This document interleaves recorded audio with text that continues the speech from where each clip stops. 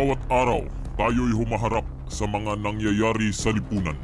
Mga pangyayari na nakakaapekto sa ating lahat. Mga pangyayari na kailangan tayong makialam. Kaya nabuo ang programang ito, Issue 101. Tumatalakay sa mga issue ng ating lipunan.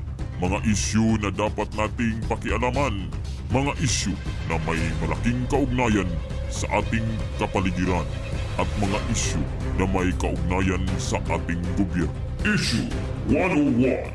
Narito ang inyong tagapagsalita. Issue 101. Your with Senior Simo. Senior Simo. Senior Simo. Issue 101. Luzon, Visayas at Mindanao. Buong bansa, buong Pilipinas, buong mundo na may Pilipino. Welcome sa isa na namang episode ng ating palatutunan ng araw ngayon na Huwebes. Huwebes na pala mga ka-isyo. Araw ngayon na Huwebes Holiday, May 1. Magandang araw sa lahat ng mga manggagawa na nag-rest ngayon. Na mahinga pala. Ayan. So, anyway, balik trabaho naman ulit bukas. Hindi kasi na timing ng weekend ang holiday ngayon. So, nevertheless, balik trabaho bukas ang lahat ng mga manggagawa pagkatapos ng isang araw na bakasyon. So mga guys, ating pong pag-usapan sa episode na ito dahil nagmamatigasan po ang gobernador ng Cebu. Ayaw bumaba sa pwesto si Governor Gwendolyn Garcia ng Cebu. Pagkatapos nagpalabas ng preventive suspension ang Ombudsman, nagmamatigas ang Gobernadora sa pagsunod sa naturang kautosan at ayaw niyang bumaba sa pwesto. At pahintulutan na umusad ang imbestigasyon. Ipapatupad pa ng Ombudsman na itong suspension na ito mga kaisyo. Sang-ayon ba kayo na mananatili pa itong si Governor Gwendolyn Garcia bilang gobernador sa Cebu?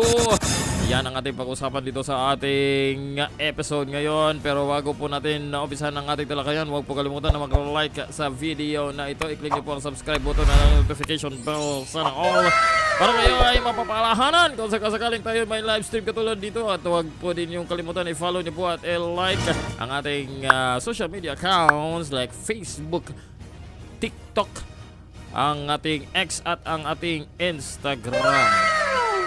Para din kayo po ay mapapalanan, ma-inform at mapanood nyo po ang ating ang ating mga video na i-upload. Kaya huwag na po natin patagalin pa. Mayroon tayong mga tatlong nanonood sa atin dito.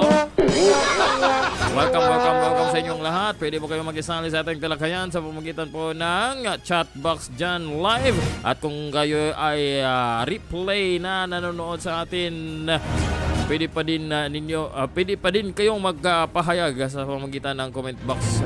Welcome ang lahat na magpahayag dito sa aking YouTube channel. Kaya umpisahan na po natin ang ating talakayan dito sa ating palatutunan ng kasama po ang iyong lingkod na si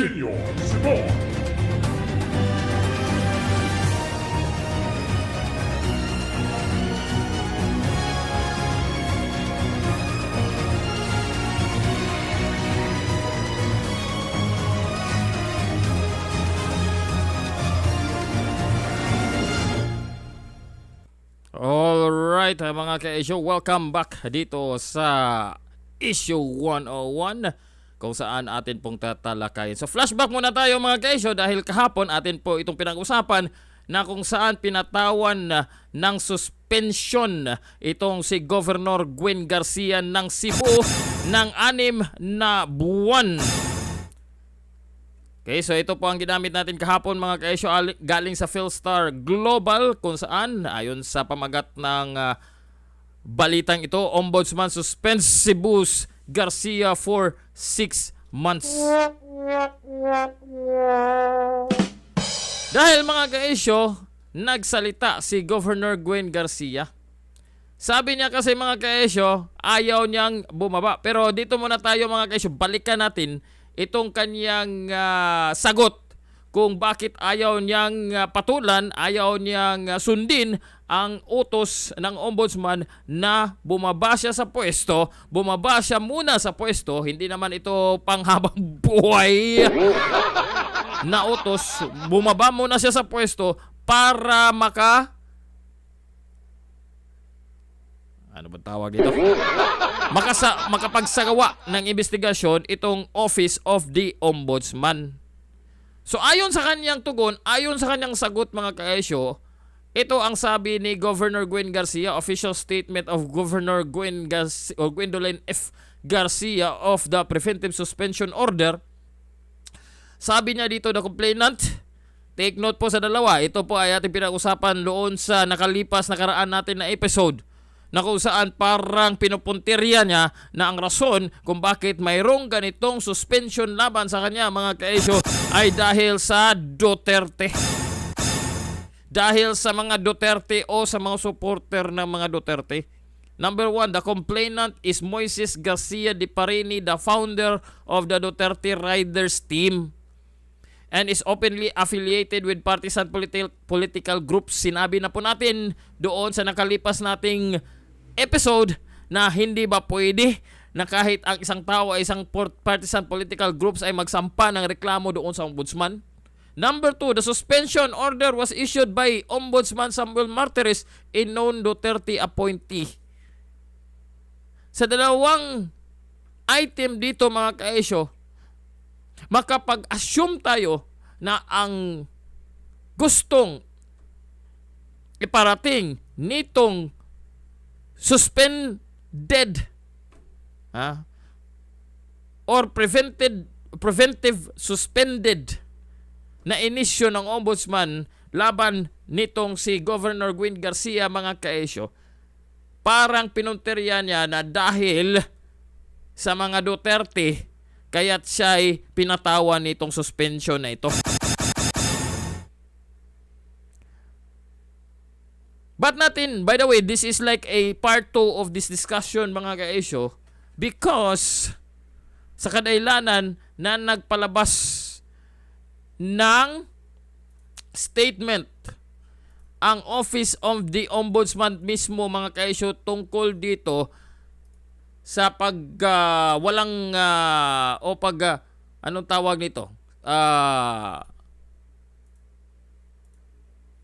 Hindi pagbigay ng hindi naman matatawag natin na sinet aside niya itong kautosan ng ombudsman dahil sinabi niya naman niya doon sa kanyang statement na sasagutin niya at ipaglaban niya ang kanyang karapatan mga kaesyo na hindi sa sang-ayon dito sa naging kautosan ng ombudsman. Okay, ito mga kaesyo, ang statement galing sa Office of the Ombudsman through the Ombudsman Ombudsman Chairman. Ba't nandiyan itong si saan bang part 2 nito? Ito pala. Kasi nandito ba't lumabas ito? Tatlong to mga kaesyo. Itong CPP NPA align na dalawang to. Si Brosas ng Gabriela at si pinsang hindi kadugong pinsan ni Clarissa Castro ng PCO mga kaesyo. Itong si ACT Teachers Representative na parang hindi naman teacher magsalita mga kaesyo. Na si nasa isip ko si Clarissa Castro talaga. Si Franz Castro pala mga kaesyo. Bakit nandito itong dalawang to at nasa gitna pa yung ina nila. Anyway, so ito mga kaesyo ang sinabi ng ombudsman. Maraming salamat po sa 11 viewers natin dyan. So once again, welcome po ang lahat dito sa ating live na magpahayag kung ano din ang inyong opinion tungkol dito sa pagmatigasan nitong gobernador ng Cebu mga kaesyo. Ito May 1, 2025 press statement. By the way bago po tayo magpatuloy dahil doon sa Kapitolyo kanina to mga kaesyo, nagkainan po sila mga kaesyo. Ha?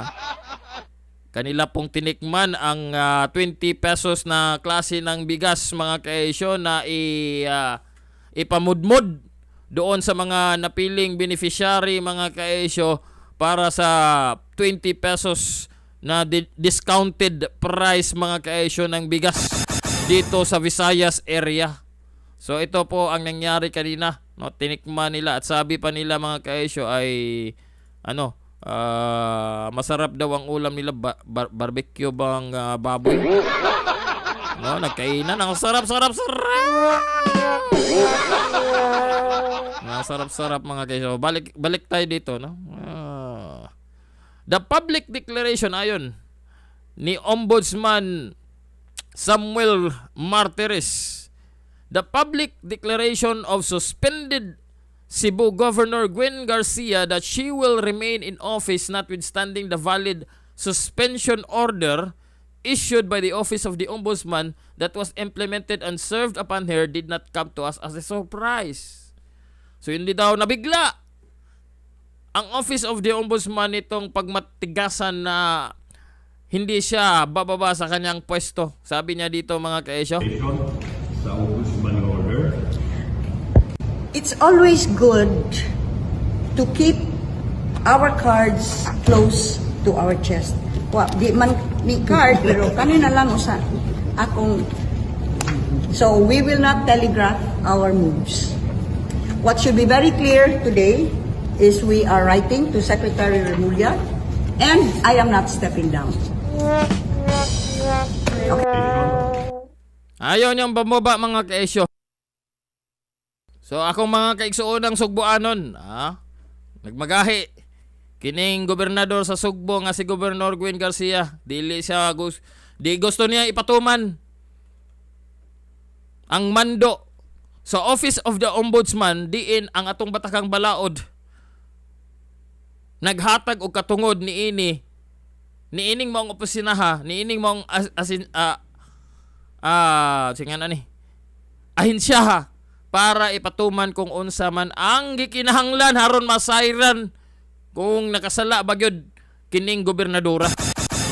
Sa Tagalog pa, para sa aking mga kapatid na mga taga-Sugbo, nagmatigasan itong gobernador natin, ayaw niyang bumaba sa pwesto upang makadaos ng imbestigasyon itong ombudsman para matukoy kung talagang bang may kasalanan siya dito sa sinampang kaso laban sa kanya.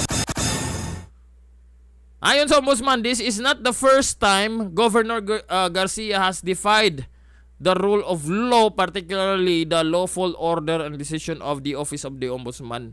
So hindi daw ito ang pinakaunang pagkakataon na hindi sinunod ang batas nitong si Governor Gwendolyn Garcia. Bakit mga kaesyo? Dahil ayon dito sa inilabas ng Office of the Ombudsman, it must be recalled that Governor Garcia who was then a congressman of the 3rd District of Cebu, was charged before the Ombudsman for the purchase sometime in 2008 of a property that was later found to be underwater. Ano nangyari? In a decision dated January 15, 2018, Ombudsman Conchita Carpio Morales nagbaba ng kautosan na itong kongresista noon na si Gwen Garcia ay matanggal sa serbisyo at patawan ng penalties of perpetual disqualification from holding public office and cancellation of eligibility and forfeiture of retirement benefits. So napatawa na to itong gobernador na ito mga kaesyo na ayaw sumunod sa batas. Ang sundin lang niya na batas, ang ipapatupad lang niya na batas yung sang-ayon sa kanya. Pero pag ang batas na ang ipataw sa kanya, ayaw niyang sundin mga kaesyo. Ganito ang klase ng gobernador sa Sugbo ngayon. Buong madlang Pilipino kung nakapanood po kayo nito, ito po ang klase ng gobernador ng Sugbo. Ayaw sumunod ng batas. Pero kung ibang opisyal ng mga ilang lungsod dito mga kaisyo, noong nasuspindi at pinatawa ng pagkatanggal sa serbisyo itong mayor ng Cebu City, pinapatupad kaagad. Itong mayor ng Mandawi City, patupad kaagad. Natanggal kaagad sila sa pwesto. Pero itong gobernador na to mga kaisyo, ayaw niyang sumunod sa batas. Nagmamatigasan siya. Gwen Garcia be dismissed from the service. Okay? So pinatawan siya ng pagkatanggal sa pwesto noong kongresista pa siya mga kaisyo. Dahil noong panahon kasi na gobernador siya, bumili sila ng lupa na kung saan ito po ay nasa ilalim ng dagat. Dahil hindi pwede na pagmamayarian ng sino man yung mga lupa o lupa na nasa ilalim ng tubig. That is also under our law. No one should own property that is underwater. So binili ito noong panahon na siya po ay gobernador pero naging kongresista siya at lumabas itong desisyon ng Ombudsman noon na pinamunuan ni Conchita Carpio Morales na tanggalin siya sa pwesto at patawan siya ng perpetual disqualification. So hindi na sana siya noon nakatagbo o naging gobernador ulit. Dagdag dito. In this instance, kung now Gwen Garcia defied the Ombudsman's decision and without any court order remained in office. Nanatili siya sa opisina niya hanggang June 2019 because the decision of the Ombudsman was not implemented by the leadership of the House of Representatives. Ito yung balita mga kaisyo. Ito. This was in February 12, 2018 na press release kung saan nakalagay dito mga kaisyo, Ombudsman dismisses Cebu Congressman Gwen Garcia. Okay? So nasa link po natin sa description mga kaisyo kung gusto nyo pong mas maliwanagan kayo tungkol sa desisyon na ito kung bakit pinatawan siya ng perpetual disqualification at pagkatanggal sa kanyang pwesto pero nanatili pa siya ngayon at tumatakbo pa ng karagdagang pangtermino niya bilang gobernador ng Cebu. Dahil mga kaisyo, sa kadahilanan na ito, this was in February 13, 2018 na lumabas na ulat ng Philippine News Agency kung saan nakalagay dito, Palace to Ombudsman, only Congress can expel Garcia. Ayon sa Malacanang, ito po ay noong, take note February 2018 pa po ito mga kaisyo. Ayon ito, Malacanang on Tuesday said it respects the decision of the Ombudsman to dismiss Cebu 3rd District Representative Gwendolyn Garcia for grave misconduct but reminded her that only the House of Representatives had the power to suspend her.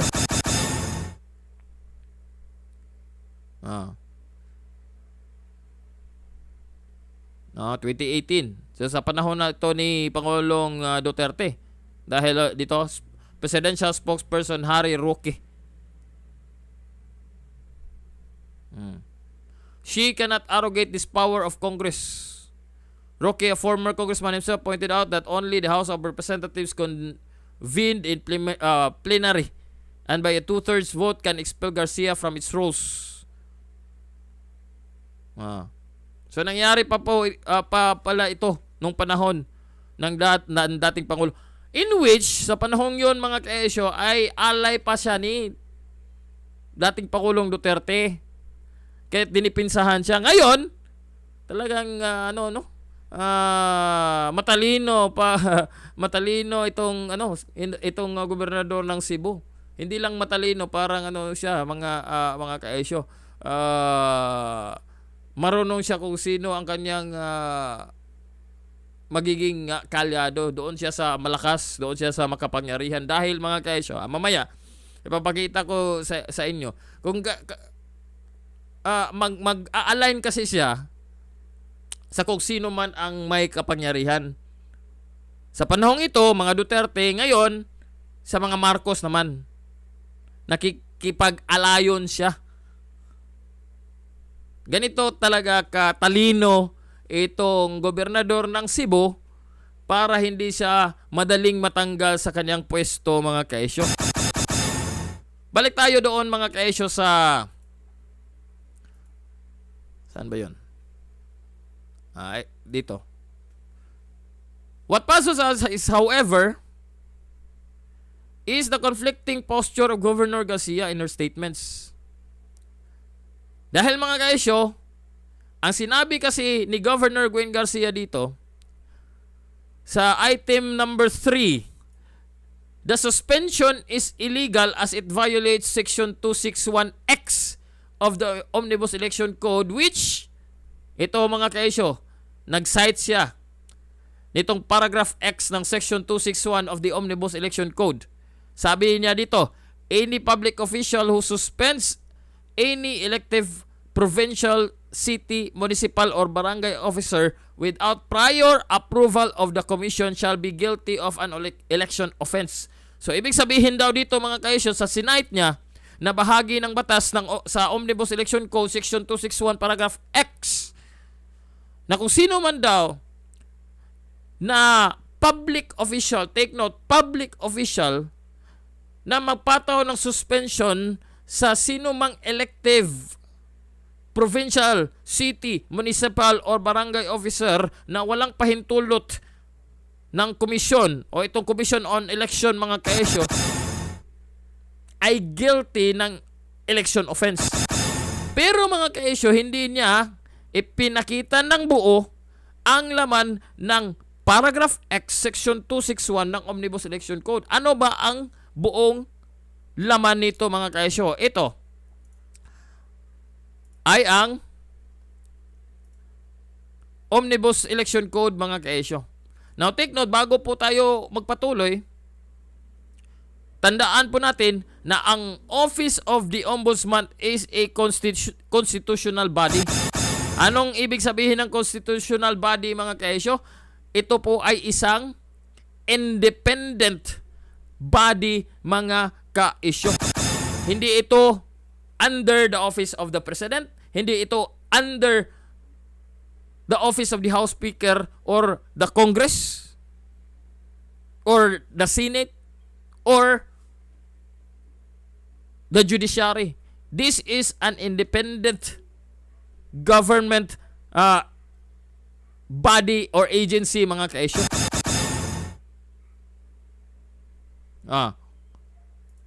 Ito po ay ang Omnibus Election Code. Doon tayo sa Section 261.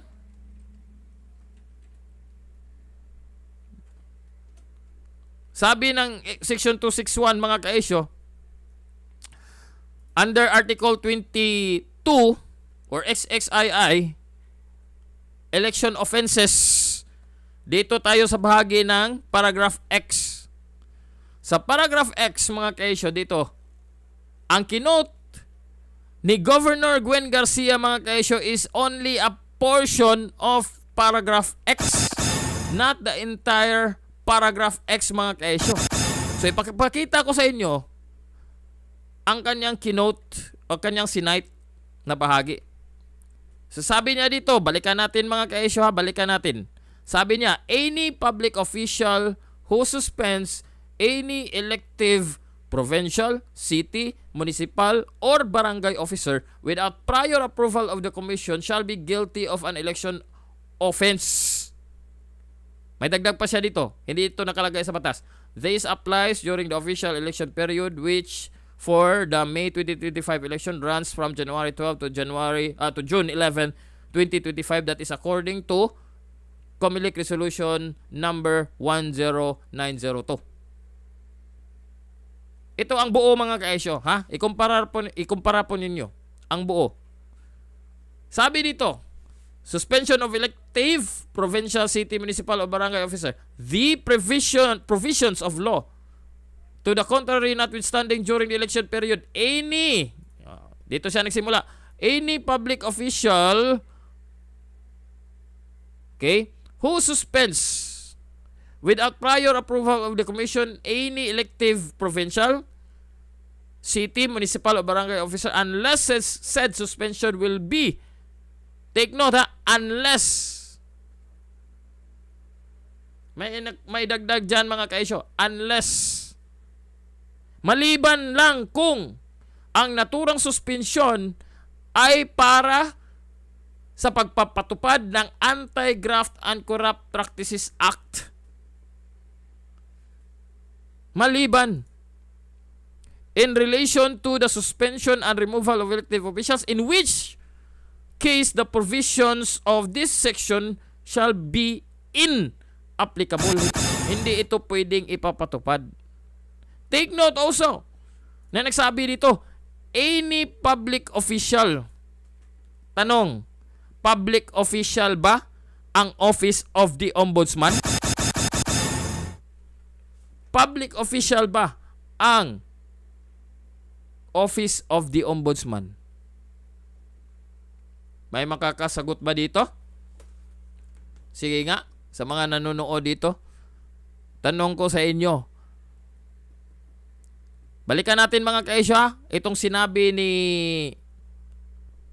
Governor Gwendolyn Garcia sa kanyang item 3, sa kanyang sagot mga kaisya, na ang suspension daw ay illegal dahil ito daw ay lumabag sa Section 261X of the Omnibus Election Code. Pinakita natin ang 261X ng Omnibus Election Code mga kaisyo. Sabi niya dito, kinote niya, sinite niya, any public official who suspends any elective provincial, so on and so forth, ay lumabag sa batas na ito at maituturing isang election offense. Tanong natin mga kaisyo, balikan natin yung batas. Any public official. Sa mga nanonood sa atin ngayon, mayroon tayong 49 views. Tanungin ko kayo, is the Office of the Ombudsman a public official?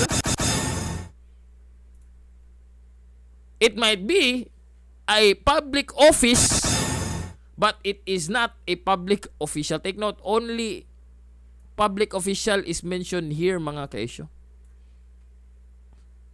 Kaya't ipinagbabawal during election period na kung sino man na opisyal na magtanggal o magpalipat, ililipat, itatransfer, isuspende ang anumang elected official, in this case mga kaisyo, ay ipinagbabawal at magiging election offense yan. Example of a public official mga kaisyo, DILG secretary. 'Di ba? Ang mga governor, mayors ay nasa ilalim ng Department of Interior and Local Government. So hindi o magiging election offense kung ang isang mayor, ang isang governor ay isuspende nitong Department of Interior and Local Government. Now, sinabi doon ni Governor Gwendolyn Garcia na magsusulat sila, magpadala sila ng liham doon sa kay SILG, John Vic Remulla, para sa karagdagang desisyon tungkol dito. Dahil sa kaalaman na ang governor is under the authority of the Department of Interior and Local Government Secretary, na siya ay ang magpapatupad o siya ang magtanggal, magsuspend kay Governor Gwendolyn Garcia. Now, ito kasi mga kaisyo. Una, di po ba ang isa sa kanilang depensa dahil naging illegal ito dahil mga kaisyo ay walang pahintulot ng Commission on Election? Take note na ang Commission on Election is a constitutional body also under the 1987 Constitution. Ito. no, under the 1987 Constitution. Ombudsman, no, is one of the constitutional body, and the Commission on Election is also a constitutional body. So ibig sabihin, hindi sila independent sila sa bawat isa. Hindi pwedeng utusan ng COMELEC na hindi ka pwedeng magpatupad ng preventive suspension. Hindi pwedeng utusan ng o i-approve o i-deny ng Commission on Election ang ombudsman na hindi pwedeng ipatupad ang isang suspension order dahil independent body ang dalawa, mga kaesyo. Hindi pwedeng utusan ng Commission on Election ang ombudsman na hindi mo pwedeng ipapatupad yan. Nakuha nyo ba, mga kaesyo? Ha? Parang tahimik ang mga tagapanood natin dito. Nakuha nyo ba yan, mga kaesyo? So this defense of the governor, mga kaesyo, is no ground at all. No? Wala itong matibay na sandigan. Ha? Wala itong matibay na sandigan. So, dito na tayo kasi nag-overtime na tayo. So, tingnan lang natin ang ilang bahagi nito, mga kaesyo. With all due respect, we view this as a misplaced request for an opinion because aside from the Supreme Court, the only government agency tasked to implement and interpret the Omnibus Election Code is the COMELEC. So hindi pwede na doon sila magsampa ng humingi ng interpretasyon sa SILG dahil ayon dito sa Ombudsman na only the COMELEC can interpret and implement the Omnibus Election Code.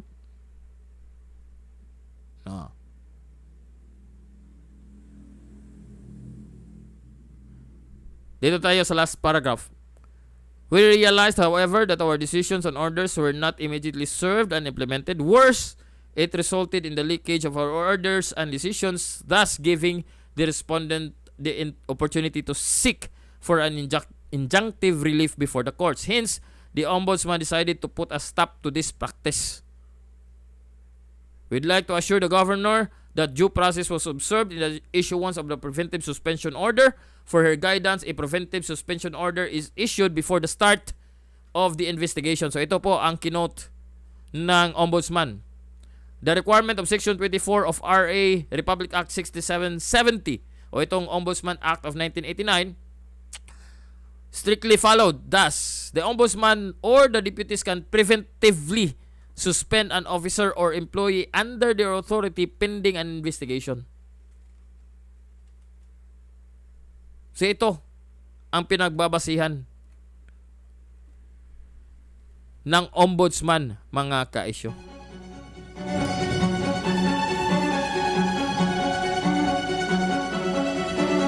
Pero may isang dumipensa, mga kaisyo, ha? Bago tayo magtapos. Saan ba yun?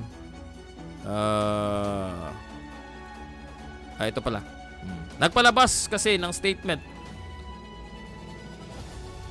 ang Pangulong Bongbong Marcos. Sabi niya dito, I have been made aware of the preventive suspension issued against Governor Gwendolyn Garcia. Let me be clear, in a time like this, so close to the elections, it is vital that we uphold the rule of law and observe due process. Kapal talaga ng mukha nitong si Marcos, si Bongbong Marcos, na magsalita tungkol sa due process, ha? At papatupad ng batas, mga kaisyo. Naniniwala pa ba kayo sa mga pinagsasabi ni Bongbong Marcos? Sinabi niya dito na ipapatupad at sumunod tayo sa sumunod din tayo sa due process. Ano sa tingin nyo mga kaesyo? Maraming salamat sa 63 views at 10 sa ngayon mga kaesyo.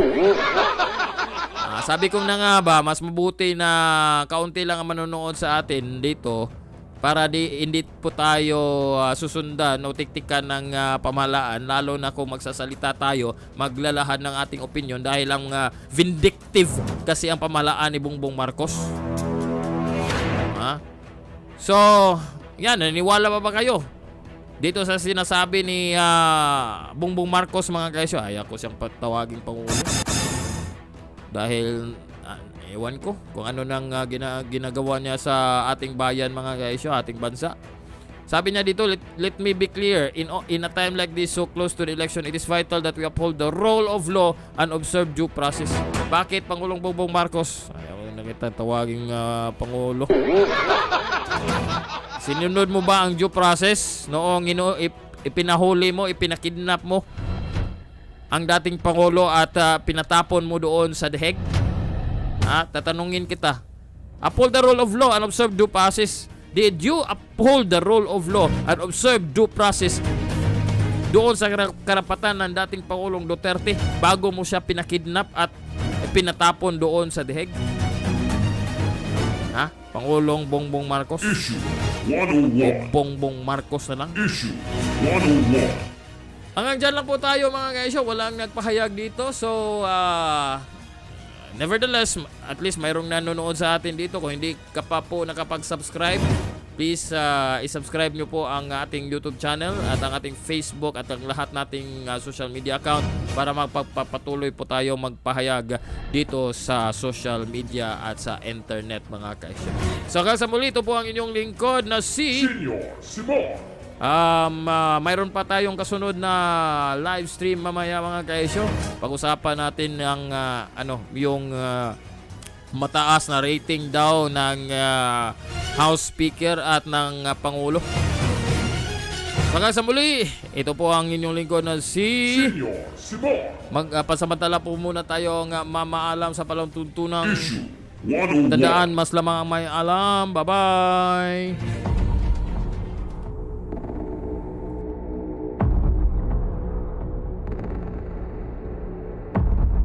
At yan ang Issue 101. Ang hilin natin sa mga kinaukulan ay umaksyon.